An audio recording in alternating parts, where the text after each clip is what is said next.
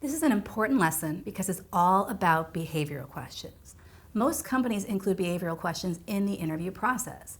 These are all of those questions that start with, tell me about a time, give me an example, and similar. This is where you can use your storytelling skills to stand out from the competition. You have to be able to show your accomplishments in the best possible light.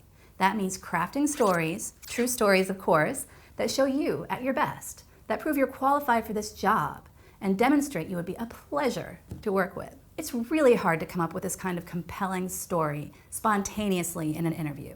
That's why a little preparation can make such a huge difference. Behavioral questions are any questions that focus on your past behaviors as indicators of future performance. So the secret to doing well with these questions is all about storytelling. And why storytelling? We're much more likely to become engaged with information in the form of a story. People are also much more likely to respond to and remember information when it's presented in the form of a story. The other thing about storytelling that's relevant here is that stories engage the right brain. They trigger the imagination, and that makes a listener feel like a participant in the narrative. And that makes the person much more likely to connect with you, to feel interested in you. So let's get into some of the best practices for writing these compelling interview stories. The STAR approach has been used for years in many industries to analyze behavioral answers from candidates. And it's a useful way to think about structuring your answers as well. STAR stands for situation, task, approach, and results. These are the elements that we want to cover in each and every story. Years ago, I started using STAR with my interview coaching clients, and it works like a charm to simplify and focus the narrative. I've used it for thousands of clients between my individual clients and the workshops that I conduct. People come back time and again telling me about how much more confident they felt and how much better they performed once they had those STAR stories. It takes a little planning. Most interview examples are not naturally bite-sized, concise stories that you can deliver in 1 to 2 minutes. Often you're talking about a complex project that went on for weeks or even months. So how do you know which details to mention, which details to leave out, what order to put them in? That's where STAR comes in. The Big Interview Answer Builder will help guide you through the process of creating your STAR stories. Check it out after you learn the best practices in this lesson so you can put the learning into practice. The first step in developing these brilliant STAR interview stories is to figure out what experiences from your past are going to make the best stories. I find the best approach is to start with your greatest hits.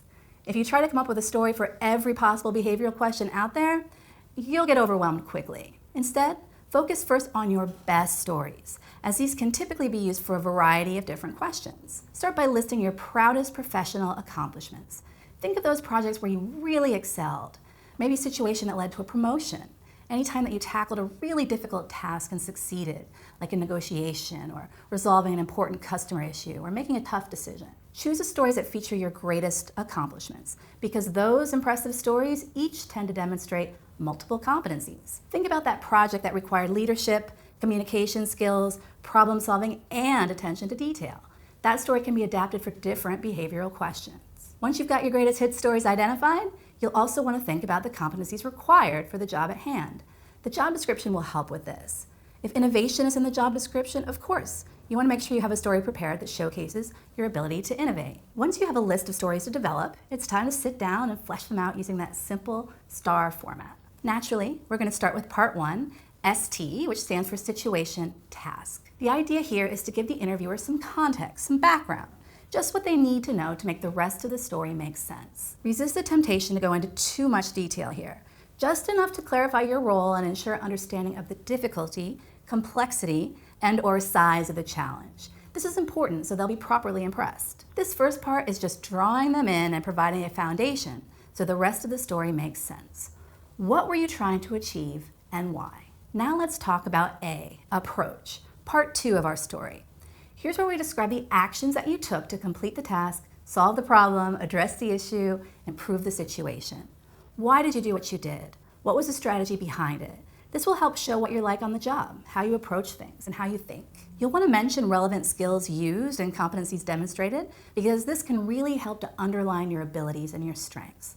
Tell them about the competencies you demonstrated. Don't be too modest to spell it out. Just remember to stay focused on key details and avoid going off on tangents. Next is time for the very important final part, your results. Every good story has a happy ending. You need to emphasize a positive outcome for this story. Not only to show that you're results driven, but also to end in a nice, crisp, confident way. First, be sure to mention any tangible results. That could be revenue generated, cost reduced, time saved, promotion earned, client won, client saved, anything that you can talk about that's tangible. Interviewers love hard numbers, hard facts, but you can also talk about anecdotal results. Not every story comes with measurable results. You can also impress them by citing positive feedback from your manager or the client or the CEO. You can talk about general improvement even if you can't quantify it. You can talk about experience gained, skills learned, relationships improved. So many of my clients find that they have been selling themselves short on the R. Maybe it's modesty or the challenge of coming up with stories on the fly. However, outlining your stories, and especially defining your R, will help you make sure you're highlighting your experience and accomplishments to your best advantage. Once you've defined your STAR, you're not quite done yet. The next step is to define which competencies were demonstrated in each example. This will help you categorize your stories and know when to use which examples. I'm a big believer that you should have stories that are multi-purpose, but you have to know which stories are the best fits for each competency area. Now let's look at a sample interview story that uses a STAR format.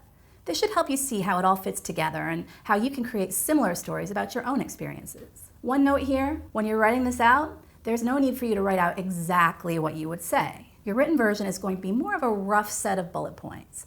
Then, as you practice, you'll start to find your rhythm and put it all together in a way that feels natural. Situation task. In my current role as an assistant account manager, I support my boss on our company's biggest corporate account, which brought in $2 million in revenue this year. Recently, my boss was traveling and I got a frantic call from Ray, our client contact, that he was not able to log into our system to run reports that he needed by the end of the day. Now this was a Friday at 3 p.m. and my boss was on a plane to London.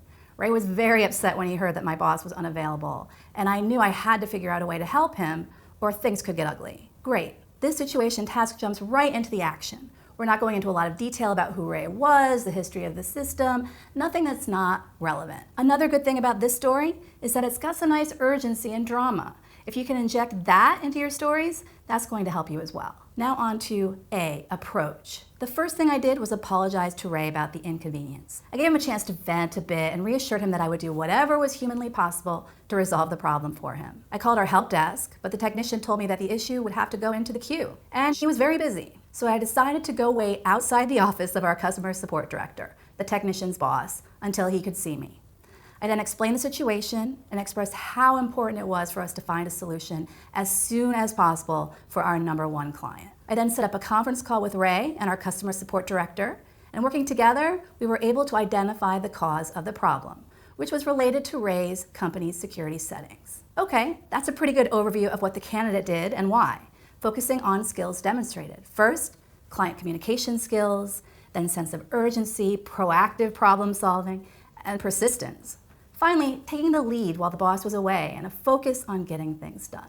Good stuff. Now the results of our story. We adjusted the settings right there while we were on the phone, and Ray was then able to run his report and meet his deadline. Later that day, Ray sent an email praising me for my work, CCing my boss and the CEO of our company.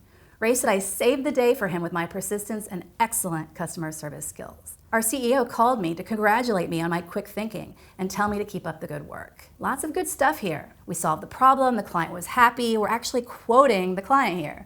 So especially if you're someone who is a little bit more humble by nature and you have a hard time saying great things about yourself, quote other people saying them. To me, this story presents this candidate as someone who's a strong fit for a job that requires customer service, communication, problem solving, quick thinking, being proactive. Lots of competencies here. So that gives you a good idea of what a good STAR story can do for you. A great interview story is going to showcase your strengths, a little bit of your personality, and also help you establish rapport with the interviewer. So now that you've seen the STAR format in action, I'm sure your mind is racing, thinking of all the great examples that you can plug into this framework and prepare for your upcoming interview. The Big Interview Answer Builder will walk you right through and help you generate those stories.